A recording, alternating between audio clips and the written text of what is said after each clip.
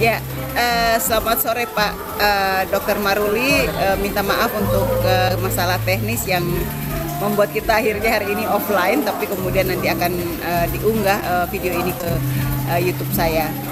Selamat sore semua pemirsa yang mungkin sudah menanti-nantikan diskusi ini, tapi kemudian harus melihat tayangan tunda dari DC ini. Diskusi atau interview sebenarnya lebih baik karena saya akan mewawancarai Pak Dr. Maruli.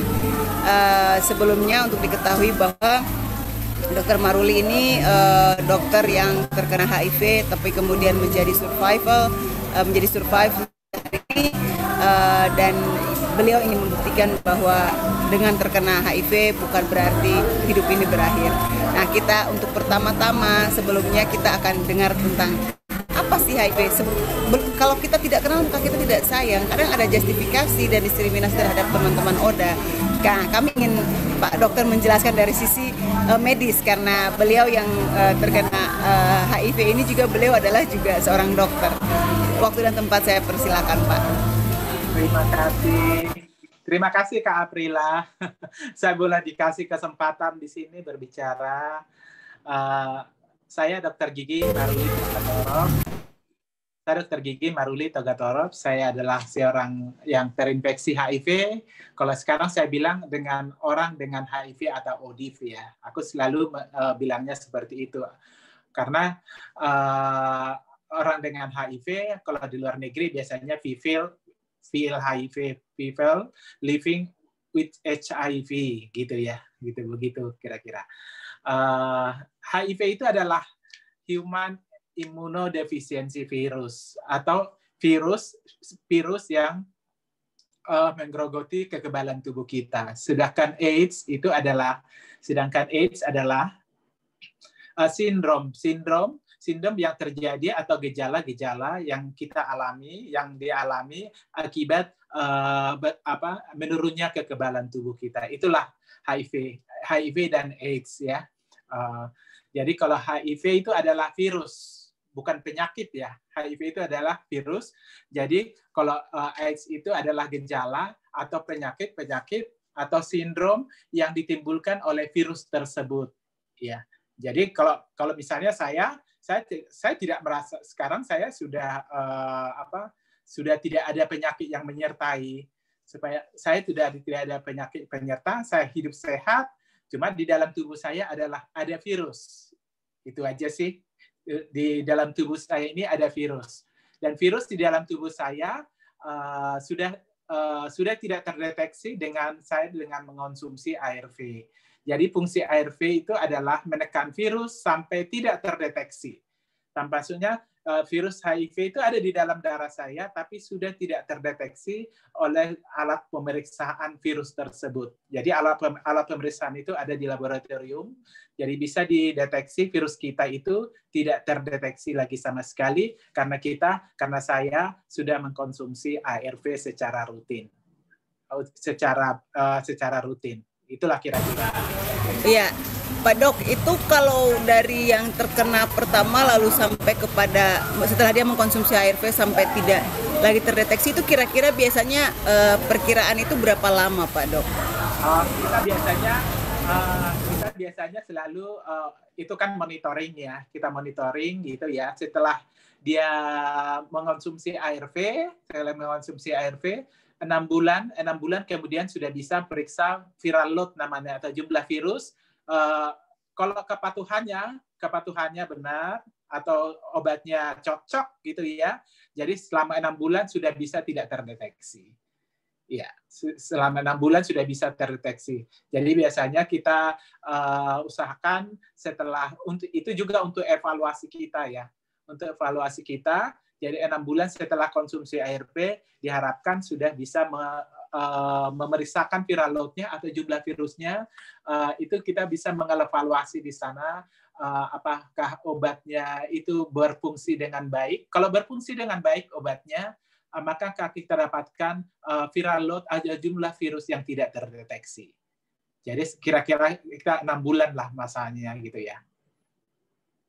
6 bulan.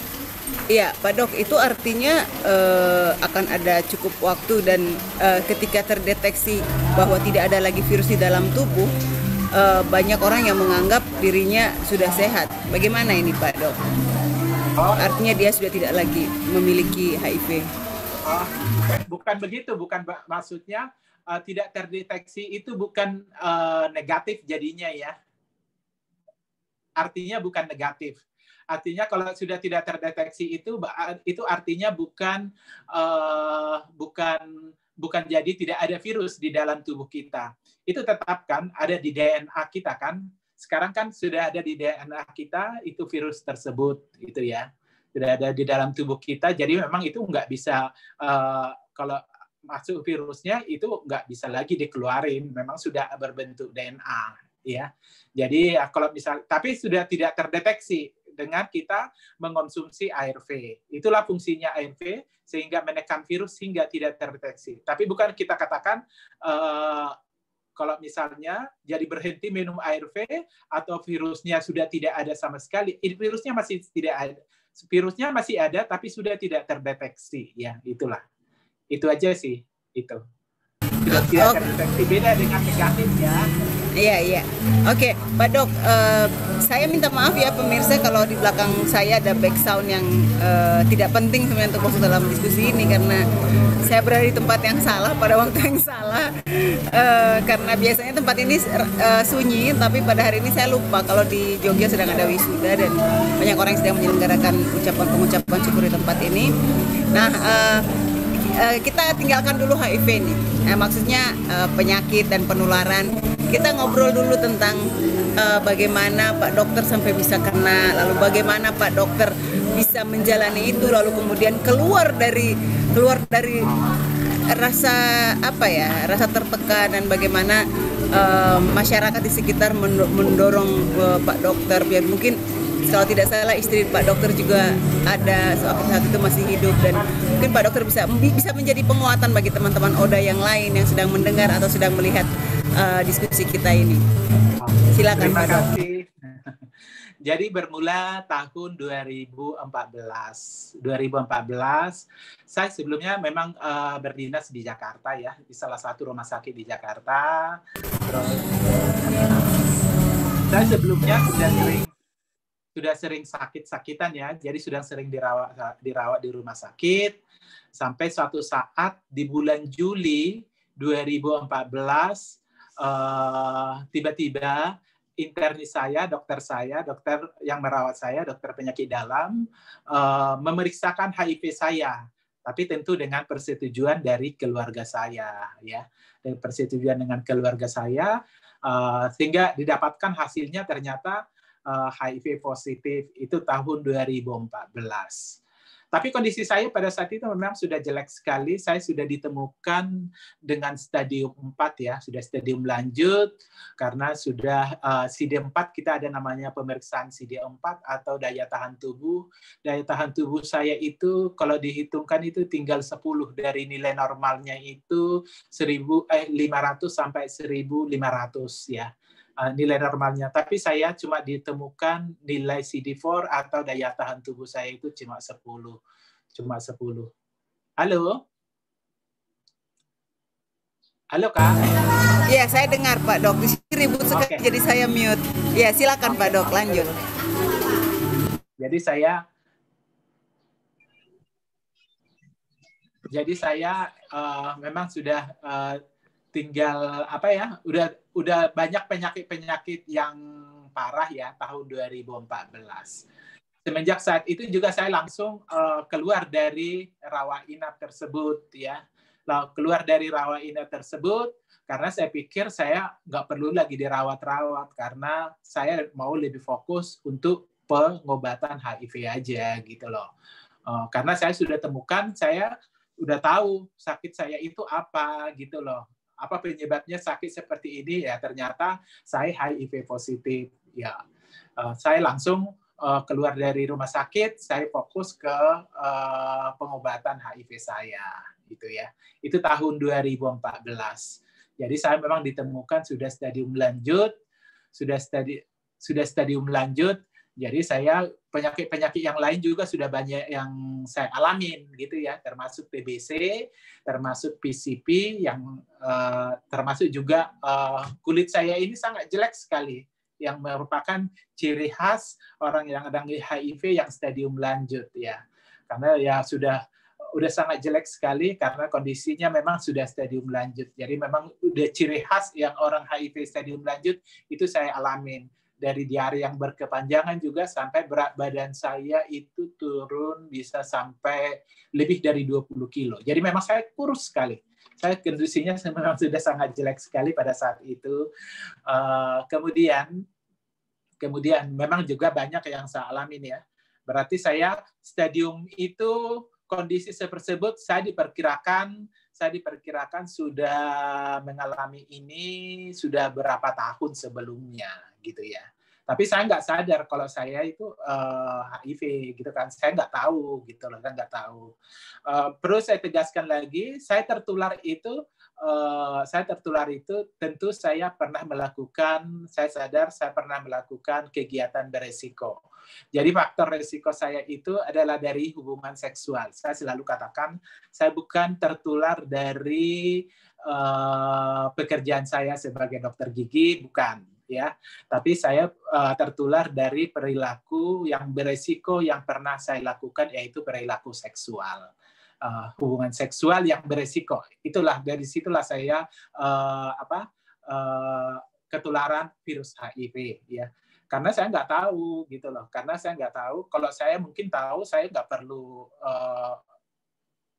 tertular HIV. Karena kalau saya tahu faktor risiko itu, tapi saya informasi HIV pada saat itu saya nggak begitu paham. Jadi saya ya nggak sadar aja udah melakukan kegiatan berisiko gitu loh. Udah kegiatan berisiko. Itulah tahun 2014. Setelah itu saya mendapat diskriminasi ya, penolakan dari keluarga juga, penolakan dari ya, cibiran. Ya saya ngerti lah mereka kenapa mereka menolak saya seperti itu, karena mereka tidak paham aja gitu ya, karena mereka belum paham. Tapi kalau sekarang mah keluarga saya sudah mendukung saya karena mereka juga sudah melihat buktinya kalau saya sudah bisa sehat seperti orang yang tidak HIV gitu ya. Saya bisa bangkit kembali, saya bisa berkarya kembali, hidup saya sehat, saya disiplin minum obat gitu ya. Dan terutama bagi saya semenjak 2014 itu tahun kira-kira 6 bulan kemudian setelah tahu status saya memberanikan diri membuka diri ke publik gitu ya, membuka diri ke publik karena bagi saya nggak ada ininya gitu ya, nggak ada nggak ada yang nothing tulus ya, jadi saya memberikan Halo diri. Pak Dok. Iya. Memberanikan diri tahun 2014. Jadi saya katakan saya ini seorang dokter, saya terinfeksi HIV positif. Ya, orang lain juga heran sih, orang lain. Halo,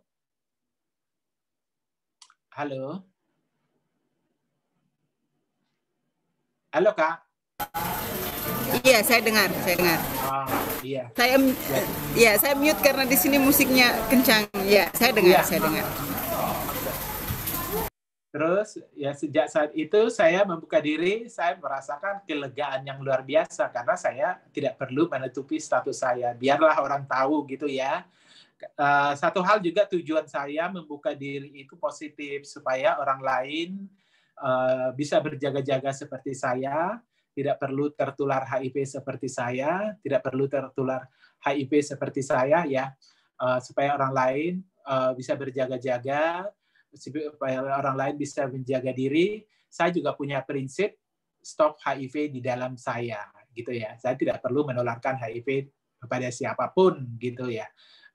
Supaya orang lain pun boleh aware atau tidak tertular HIV seperti saya. Itulah kira-kira tujuan saya membuka diri sejak tahun 2014. Ya.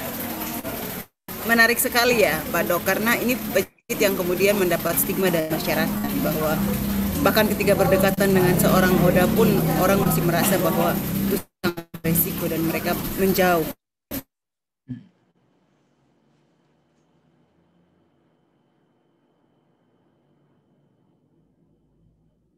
Ya, halo.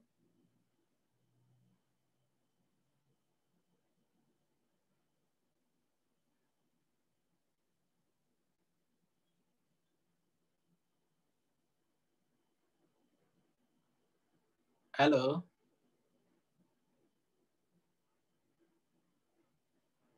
Halo, Kak.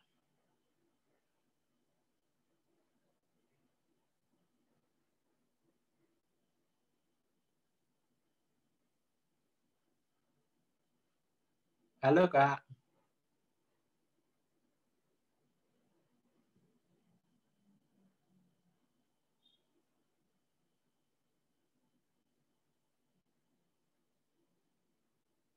Halo.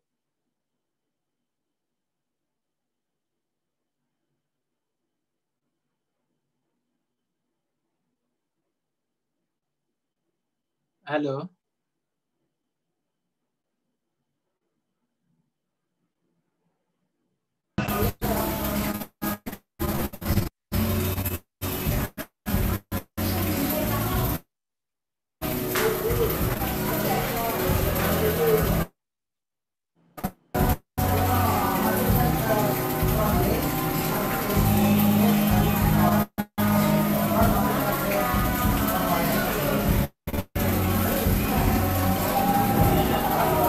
Halo, Kak.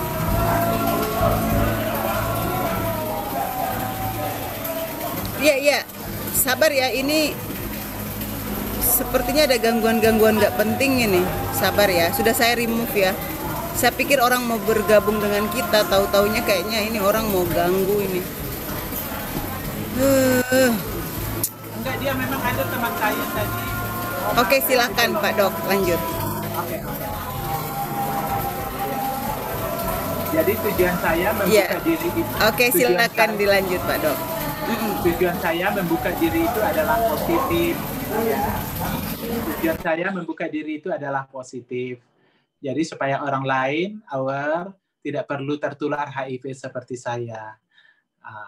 Stop virus itu hanya sampai di saya, sehingga orang lain pun bisa berjaga-jaga ya. Itulah tujuan saya membuka diri. Setelah membuka diri tersebut, Nah, kesadaran untuk HIV itu ya, kesadaran untuk menghentikan virus itu menyebar ke orang lain itu pasti take time ya. Artinya ketika pertama kali dokter kena, dokter marah. Lalu kemudian dokter proses memaafkan masa lalu itu yang saya ingin tahu sebenarnya, karena ini generasi muda Papua banyak yang kena HIV, hanya orang yang bisa diselamatkan sebenarnya. Karena ada satu video yang saya lihat, misalnya perempuan yang terkena di Timika, ada 2 video sebenarnya, satu lagi di Jayapura. Dia tuh sudah tahu, yang di Jayapura itu dia PSK masih muda, sangat muda. Dia terkena dan dia bilang, biar saya berikan ini penyakit ini, saya bagikan. Kenapa harus hanya saya yang kena? Kenapa orang lain tidak?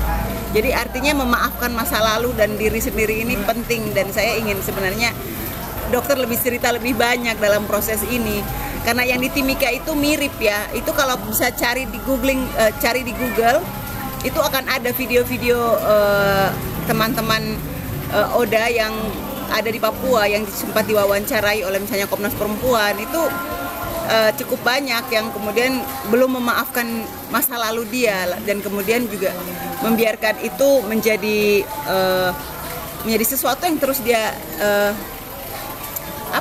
terus dia kirim begitu, dia mau dia bagikan kepada orang lain, bahwa kenapa cuma saya, kenapa orang lain harus tidak kena ini gitu. Nah, saya ingin dokter cerita lebih banyak sih pada proses memaafkan diri sendiri dan masa lalu. Terima kasih. Saya memang udah bisa berdamai ya, udah bisa berdamai dengan virus ini, dan sebetulnya harus bisa berdamai. Kalau nggak bisa berdamai, kita masih tetap menyalahkan orang lain atau menyalahkan diri sendiri. Sebetulnya itu nggak perlu lagi gitu ya. Kalau pertanyaan bagi saya sekarang bukan kenapa saya HIV, bukan kenapa, bukan why, kenapa, tapi untuk apa sih saya HIV? Itulah menjadi pertanyaan sekarang bagi saya. Ya, itulah yang menjadi pertanyaan bagi saya. Kenapa saya bukan kenapa lagi, tapi untuk apa sih saya HIV gitu ya? Untuk apa sih saya HIV? Saya mengambil hikmahnya aja gitu loh. Jadi saya tidak perlu menyalahkan siapapun gitulah. Tapi yang menjadi apa bagi saya, sedalam apapun saya pernah jatuh, sedalam apapun saya tidak pernah terpuruk, tapi saya mau tetap bangkit kembali, saya mau memperbaiki hidup saya untuk supaya hidup lebih baik. Tapi memang benar-benar saya memang harus bisa kita berdamai dengan virus sendiri dan berdamai dengan diri sendiri. Itu aja sih kuncinya, berdamai dengan diri sendiri, jadi tidak lagi menyalahkan siapapun. Kalau kita pun menyalahkan siapapun, kita menyalahkan orang lain atau diri sendiri atau menyesalin, itu tidak akan mengubah virus kita akan keluar dari dalam tubuh kita sebetulnya gitu ya. Tidak akan mengubah apapun, tidak akan bisa mengeluarkan virus itu dari dalam tubuh kita, iya kan? Sedalam apapun kita menyalahkan orang lain, emang kita bisa berubah jadi tidak positif HIV, tidak bisa kan? Iya, tidak akan bisa. Betul, Pak Dok. Ya harus berdamai gitu ya. Harus berdamai dengan diri sendiri. Jadi tidak perlu menyalahkan orang lain, tidak perlu menyalahkan siapapun. Sekarang kita bagaimana kita bisa bangkit, bagaimana kita bisa hidup sehat, bisa menjadi bermanfaat bagi orang lain. Itu aja sih, itu aja. Menarik sekali, Dok. Nanti kita akan lanjut ke 2 buku dokter, tapi sebelumnya saya ingin dokter menjelaskan tentang sebenarnya bagaimana sih penularan itu, supaya kita tahu lebih detail, supaya kita tidak memberikan stigma kepada orang, kita tidak mendiskriminasi teman-teman ODA, maksudnya teman-teman yang non-reaktif, karena perilaku orang hari ini yang kelihatannya sangat kaget atau kadang-kadang bahkan banyak orang yang tidak berani melakukan VCT karena kekhawatiran dia terinfeksi. Nah ini saya pikir dokter harus menjelaskan dengan secara sederhana bagaimana sebenarnya penularan HIV sehingga itu sebenarnya aman.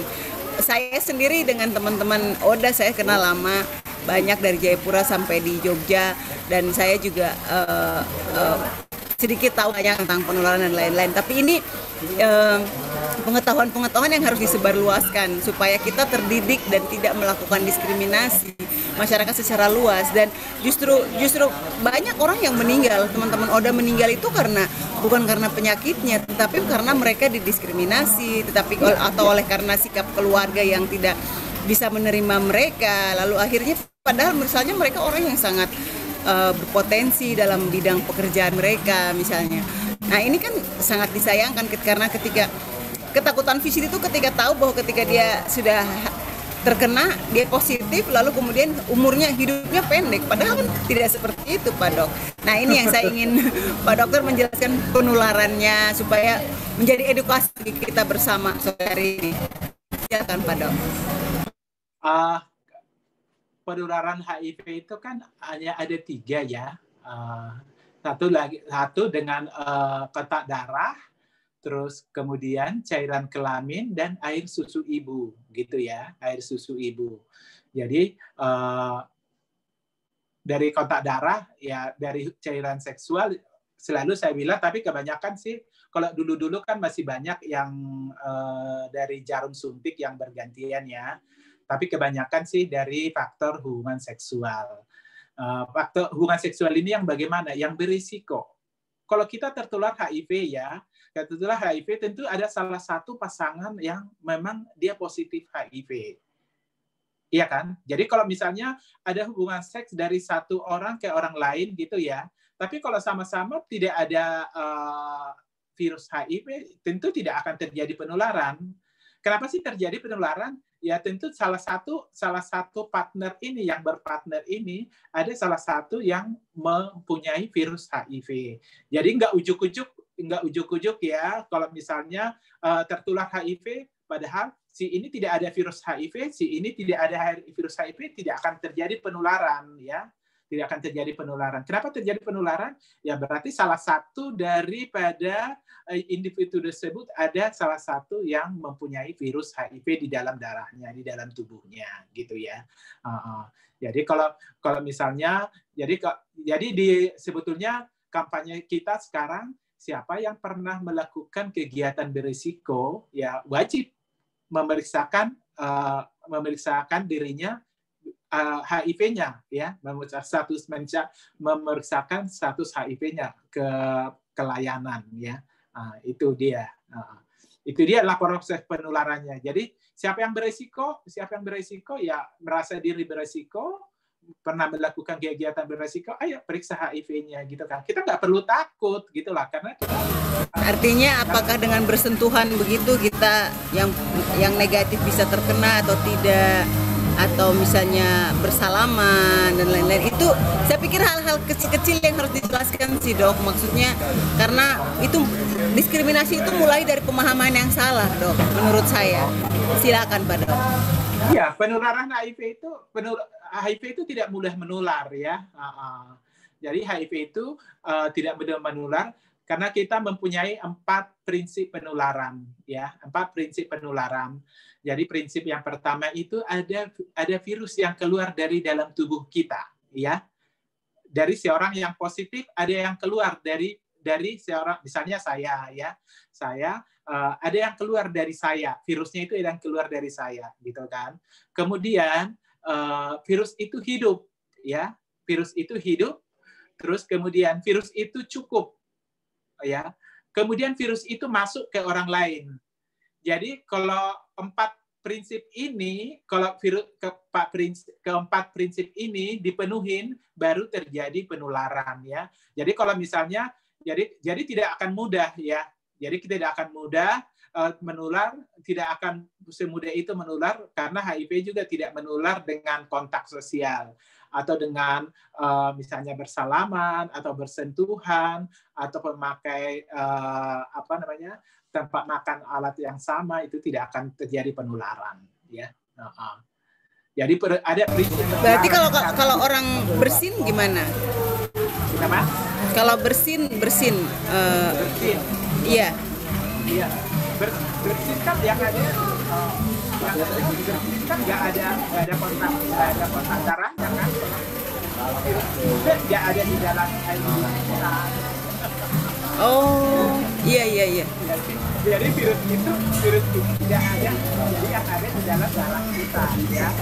Oke. Di dalam darah cairan yang saya bilang tadi, dan air tubuh itu, ya. Air tubuh yang masih yang HIV positif.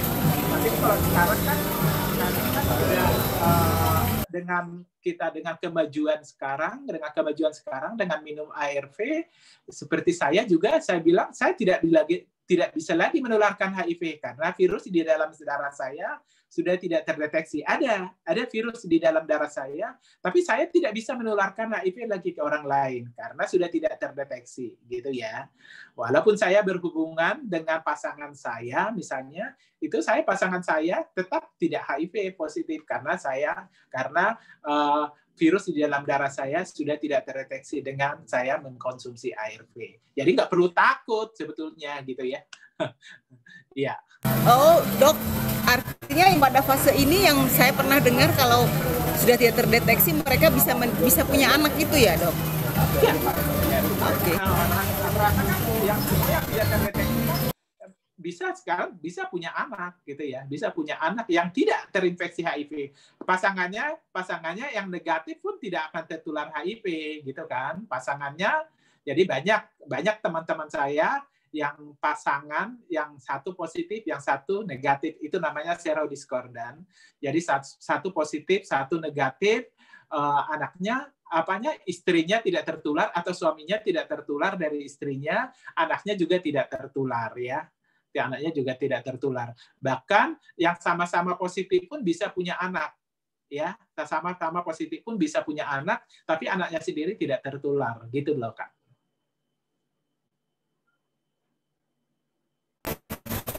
Wah, menarik sekali nih, Pak Dok. Diskriminasi dan stigma ini kan berangkat dari ketidaktahuan orang tentang penularan dan lain sebagainya, dan bagaimana sebenarnya respon masyarakat terhadap kawan-kawan ODA ini yang justru harusnya menjadi beban bersama di dalam masyarakat, bahwa ada banyak teman-teman ODA, walaupun tidak banyak sekali, tapi ada banyak yang kemudian survive dan hidup hingga saat ini. Buktinya dokter sampai hari ini 2 buku sudah ditulis, yang 2 buku itu jelas bukan buku biasa, bukan buku yang juga ditulis oleh orang biasa menurut saya, karena orang biasa menulis itu biasa, tapi orang yang terkena HIV kemudian menulis untuk menjadi support untuk komunitasnya atau orang-orang lain yang juga terkena HIV, itu luar biasa. Tidak semua orang yang terkena HIV kemudian bisa sekuat Pak Dokter, kemudian bertahan, maju, mengampuni masa lalu, kemudian menjadi role model untuk teman-teman ODA yang lain, karena kemudian teman-teman ODA yang lain masih banyak yang masih khawatir karena masyarakat yang tadi diskriminatif dan pemberian stigma pada mereka, membuat mereka takut keluar dari zona mereka dan membuat open status misalnya tentang posisi mereka. Padahal ada banyak, walaupun tidak banyak sekali, ada banyak orang-orang juga yang sudah open minded tentang orang-orang non reaktif ya, yang juga open minded tentang HIV sebenarnya. Termasuk saya bertahun-tahun saya punya space tertentu yang memang saya selalu punya perhatian khusus sama teman-teman ODA selama ini, karena bagi saya sangat prihatin ketika generasi muda Papua hari ini tiap hari kita mendengar berita duka, kalau bukan meninggal kalau matinya bukan karena di ujung bedil oknum TNI, berarti kan dia akan matinya karena HIV. Dan kita tidak tahu berapa jumlah orang Papua di 5-10 tahun mendatang, di 20 tahun mendatang kalau generasi mudanya hari ini meninggal. Dan bahkan ketika kena HIV pun sudah putus asa, lalu kemudian tidak bisa menerima itu. Padahal saya pikir penting sekali untuk terus melakukan kampanye-kampanye tentang HIV, khususnya penularan ya.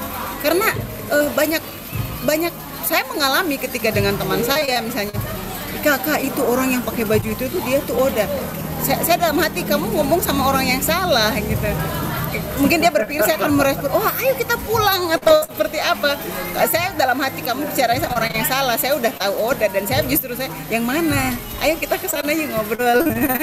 Jadi saya justru kalau ketemu orang-orang seperti itu, saya justru ingin menjadi orang di belakang mereka. Saya ingin support mereka supaya mereka tetap apa yang mereka mampu, misalnya walaupun mungkin supportnya bukan dalam finansial ya, karena saya juga bukan orang yang berlebihan, tapi support membangun jaringan, mempertemukan satu dengan yang lain, menguatkan. Kayak dengan Pak Dokter begini kan saya kasih tahu, nih ada dokter nih, jadi memunculkan figur Pak Dokter itu penting bagi saya, karena kemudian teman-teman Papua lain yang mungkin belum VCT, takut bisa minta berteman dengan Pak Dokter, meminta masukan-masukan dari Pak Dokter. Itu penting, itu membangun jaringan itu supaya teman-teman yang ODA di Papua, positif ODA, apalagi terutama generasi muda nih, mereka harus melihat Pak Dokter sebagai sebagai figur yang menginspirasi. Saya saja terinspirasi ya, mungkin karena kita sama-sama penulis. Kalau saya sendiri tulisan Pak Dokter yang dokter kena HIV, dari judul saja itu tidak semua orang kemudian juga yang sudah punya pandangan negatif, mereka kan apa sih itu, kenapa orang tulis buku seperti itu. Saya bilang, don't judge a book by the cover. Bacalah, ada banyak pengetahuan di dalam yang kamu tidak tahu. Buku itu jendela pengetahuan. Memang kemudian perspektif masyarakat yang kurang ini. Karena ya jujur saya bilang ya diskriminasi atau stigma dengan orang dengan HIV khususnya di Papua itu masih tinggi ya gitu loh. Itu khususnya di Papua itu masih tinggi. Jadi ada keengganan orang gitu ya.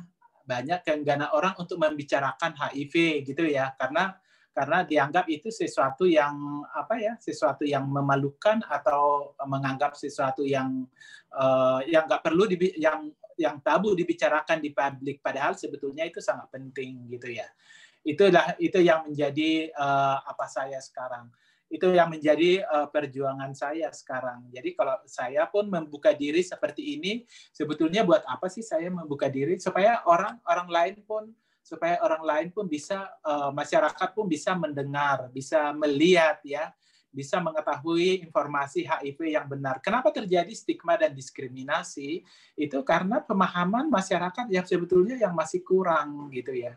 Yang masih kurang tentang virus ini, tentang kondisi HIV ini gitu ya. Kenapa sih orang masih enggan memeriksakan diri gitu ya? Masih enggan memeriksakan HIV-nya ke publik ya karena apa? Karena takut didiskriminasi. Kalau nanti positif pasti didiskriminasi, ditolak gitu kan. Orang semua pasti ditolak. Tapi kalau bagi saya kalau mau ditolak saya bisa jelaskan gitu ya. Jadi saya pahamin dulu HIV itu seperti apa, sehingga saya bisa menjelaskan kepada publik, sehingga saya bisa menjelaskan kepada orang yang mungkin bisa mendiskriminasi saya dari awal, gitu ya. Kita diskriminasi atau stigma itu terjadi karena ketidakpahaman aja sebetulnya. Kalau kita paham, kalau masyarakat sudah paham tentang informasi HIV yang benar, tentu tidak ada yang namanya diskriminasi. Jadi perlu juga untuk pemerintah sebetulnya buat pemerintah apalagi meningkatkan kepedulian lagi terhadap isu ini gitu ya. Perlu lagi meningkatkan kepedulian terhadap isu ini sehingga yang lain pun bisa masyarakat kita pun tidak lagi merasa enggan lagi untuk memeriksakan diri atau membicarakan HIV, karena HIV itu bagi saya sendiri itu hanya fakta medis ya, itu hanya virus. Bagi saya HIV itu bukan aib ya. Kalau orang kan membicarakan aib kan susah gitu ya, nggak ada orang yang mau membicarakan aibnya ke publik. Tapi karena saya menganggap HIV itu bukan aib, jadi saya pun membicarakan HIV itu ya nggak masalah juga, karena itu saya anggap bukan aib ya.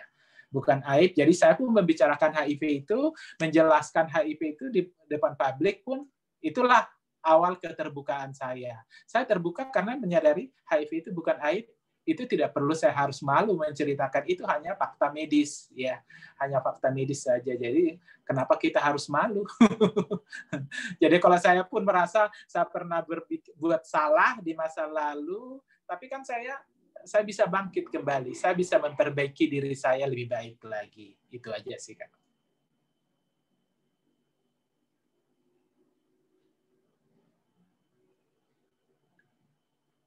Jangan di-mute, Kak. Nggak ada dengar suaranya.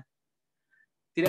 Oh iya, terima kasih sekali Pak Dokter. Saya senang karena Pak Dokter ini bisa memotivasi kami, memotivasi kita. Karena misalnya saya bicara-bicara tentang HIV, bisa saja teman-teman Oda bilang, kamu ngomong karena kamu kan non-reaktif. Pasti jawaban mereka seperti itu. Kamu bisa ngomong senang, tapi saya ingin menghadirkan teman-teman Oda, dan mimpi saya menghadirkan Oda Papua yang menjadi role model. Jadi hidupnya sudah berubah, kemudian dia bisa menjadi panutan lah istilahnya. Kehidupan dia berubah, lalu kemudian dia sudah tidak lagi mengalami stigma dan diskriminasi misalnya, karena dia mampu menjelaskan kepada setidaknya orang dalam keluarga dia dulu, lalu kemudian lingkungan dia, walaupun tentu itu bukan hal yang mudah tentu bagi seorang Oda untuk menjelaskan. Gini, Kak, kalau iya, gimana? Kita sendiri yang mengalami, kan kita jadinya lebih tepat ya menjelaskan, lebih tepat menjelaskan kalau kita sendiri yang mengalami daripada betul sekali. Menjelaskan. Tapi saya sangat bersyukur sekali kalau banyak orang-orang pernikahan yang peduli gitu ya, yang istilahnya peduli terhadap saya dan teman-teman saya yang saya sangat bersyukur gitu lah. Sebetulnya ini tugas saya, tugas saya dengan teman-teman yang positif menjelaskan gitu ya, menjelaskan. Tapi kalau kata mau membantu saya dan teman-teman yang lain yang tidak ada yang mau menjelaskan, saya sangat bersyukur sekali gitu kan. Sebetulnya itu tugas saya dengan teman-teman saya yang HIV menjelaskan ke orang lain ya. Itu tugas kita sebetulnya, tugas kita. Iya. Bukan tugasnya orang yang punya HIV. Tapi stigma dan diskriminasinya berasal dari orang-orang yang non reaktif, dan itu penting bagi orang-orang non reaktif untuk memahami ini. Dan mereka juga punya peluang untuk suatu ketika bisa kena. Maksudnya entah mungkin dia kehidupan seksualnya baik, tapi mungkin dia dapat dari ketika dia sakit donor darah misalnya, atau jarum suntik, tato misalnya, membuat tato kemudian jarumnya tidak steril yang dipakai sebelumnya. Iya. Yang dipakai itu kan penting bahwa dia merasa bahwa dia tidak punya pasangan, tiba-tiba dia kena gitu ketika dia VCT. Nah, kalau saya sendiri setelah balik dari luar, saya dengan teman-teman saya selalu berusaha ngajak teman-teman generasi muda Papua yang ada di Jogja, ayo kita VCT yuk. Ya ada yang positif, ada yang negatif. Saya nggak apa-apa, nggak mau ikut tidak apa-apa, tidak mau gabung dengan kegiatan saya. Yang pasti kegiatan saya pasti kalian akan merasakan dampak yang baik di kemudian hari. Dan walaupun tidak banyak, kami sekitar 6-7 orang itu sudah 2 kali melakukan VCT sama-sama. Untuk teman-teman yang positif ataupun yang negatif, karena hasilnya rahasia ya sudah, kita rahasiaan. Silakan masing-masing simpan hasilnya. Kalau saya pribadi, upaya paling mudah yang bisa saya lakukan itu mengajak teman-teman VCT, karena bagi saya mengetahui dengan lebih awal itu mencegah upaya untuk memperpanjang hidup itu jauh lebih besar ya, peluang untuk hidup, apalagi kalau misalnya teman-teman itu orang yang kreatif, orang yang punya pekerjaan bagus, dan orang yang anak Papua generasi milenial yang keren lah sini, lalu kemudian harus mati sia-sia hanya karena HIV, karena tekanan, merasa tertekan dan lain sebagainya. Ini kan sayang, ada satu generasi yang akan hilang karena penyakit ini. Begitu Pak Dokter. Jadi saya begini kan, yeah. Saya membuka diri seperti ini, saya tidak akan surut untuk menginformasikan HIV di publik gitu ya. Saya malah bersemangat gitu ya. Kenapa sih saya bersemangat banget untuk menceritakan, untuk menginformasikan HIV yang benar, informasi tentang HIV yang benar kepada publik. Tujuan saya supaya orang lain jangan tertular seperti saya gitulah. Cukuplah saya gitulah. Yang lain boleh hidup sehat gitu kan. Yang lain itu ayo yang lain boleh hidup sehat, tidak perlu tertular seperti saya, supaya informasi HIV itu bisa orang lain juga mengerti gitu ya. Orang lain tidak perlu tertular seperti saya. Itulah tujuan awal saya membuka diri atau menginformasikan, tidak intinya menginformasikan HIV kepada masyarakat. Baik Pak Dok, sebelum berakhir masih ada satu lagi sesi pertanyaan saya. Sesi pembahasan. Kita bicara soal buku nih Pak Dok. Oke. Buku pertama Dokter Kena HIV. Itu saya terima langsung dari Pak Dokter bersama tanda tangan itu waktu saya di Merauke ya. Itu 2019 ya, tahun lalu. Terima kasih. Saya sudah baca. Lalu kemudian buku yang kedua sekarang ini yang saya juga ingin membaca.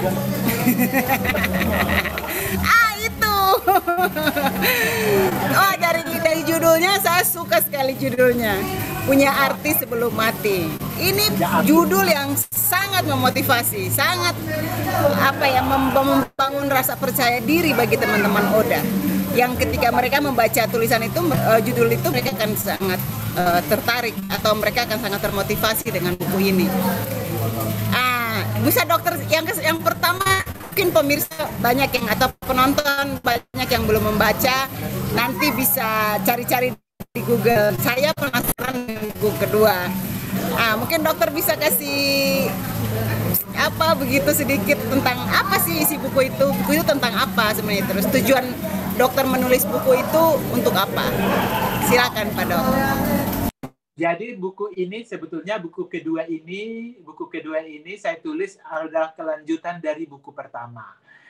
Ini buku ini menceritakan bagaimana saya sebagai role model dan juga perjuangan saya terhadap stigma yang saya alami selama ini, gitu ya. Jadi bagaimana sih pendapat orang tentang saya, bagaimana itu yang saya bahas di dalam buku ini, gitu ya. Karena saya mau orang memahami, orang lain juga memahami. Saya mau tahu pendapat orang lain, sehingga saya pun bisa istilahnya membuka diri lebih luas lagi ke masyarakat. Apa sih pandangan orang lain, apa sih pandangan masyarakat, apa sih pandangan yang profesi saya seperti tenaga kesehatan tentang saya, gitu ya. Itu yang saya lakukan di sini. Jadi saya untuk menolak stigma ya, meluruskan stigma yang salah atau mitos yang salah selama ini. Itulah yang saya tuliskan di dalam buku ini, gitu ya. Mitos-mitos atau pendapat-pendapat yang salah tentang orang HIV saya sudah buktikan dengan saya hidup sehat. Saya kalau mengenai judul ini punya arti sebelum mati. Kita ini kan semuanya kan akan mati ya. Tapi bagi saya mati, alangkah baiknya kalau saya sadar, sebelum saya mati, saya mau punya arti bagi orang lain. Karena bagi saya tidak ada kebahagiaan, kebanggaan yang lebih daripada kalau saya memiliki arti, kalau saya memiliki berguna bagi orang lain. Itulah kebahagiaan saya kalau saya masih bisa berguna bagi orang lain. Makanya timbullah judul buku ini punya arti sebelum mati. Oke, Pak Dok, di mana kita bisa beli bukunya, Pak Dok? Boleh di saya langsung. Iya. Boleh. Nanti saya tulis di link bio ya, apa namanya? Hubungin nomor HP saya. Siap. HP saya. Sama akun medsos ya. Akun medsos saya juga. Oke. Siap. Nomor HP saya boleh ditampilkan di sana. Nanti kalau di sini saya dengan teman-teman juga ada toko buku online. Kalau Pak Dokter mau titip di kami juga bersedia membantu mendistribusi bukunya. Terima kasih. Oke. Terakhir sebelum cerita kita panjang, saya senang sebenarnya, jujur. Saya senang sekali dengan bercerita dengan orang-orang yang memberi motivasi, memberikan semangat hidup, bahwa mengingatkan kita bahwa kita semua manusia yang sama di bawah kaki langit ini, kita semua sama di hadapan Tuhan. Saya mau minta dokter memberikan memberikan kata-kata untuk generasi muda, kata-kata motivasi untuk generasi muda Papua hari ini yang belum mau VCT atau mungkin yang sudah VCT dan kemudian hasilnya positif. Apa yang harus kita lakukan? Silakan, Pak Dok. Terima kasih buat sahabat-sahabatku dimanapun berada. Tidak perlu malu untuk memeriksakan HIV ya, gitu ya. Tidak perlu malu karena HIV itu bukan aib ya. Terinfeksi HIV, kalaupun terinfeksi HIV itu bukan aib, jadi tidak perlu kita malu. Itu hanya fakta medis saja, itu hanya virus. Semua orang pernah berbuat salah, tapi kalau kita mau memperbaiki diri, kita akan tetap punya semangat untuk bisa bangkit kembali. Ayo kita hidup sehat, kita periksakan diri, dengan hidup dengan HIV sama seperti saya bisa hidup sehat kembali. Saya selalu bilang harga diri dan martabat saya sebagai manusia tidak berkurang sedikit pun karena saya HIV. Saya bangga dengan diri saya. Iya.